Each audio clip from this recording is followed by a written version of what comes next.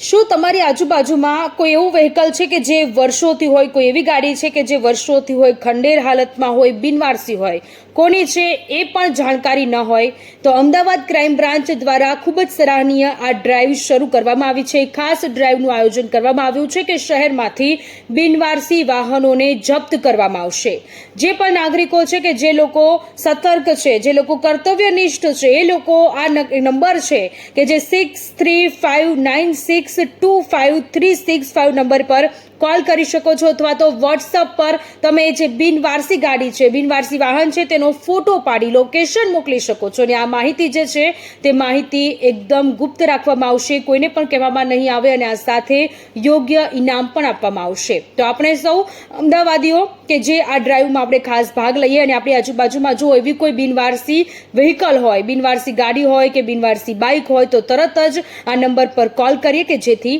જપ્ત કરવામાં આવે.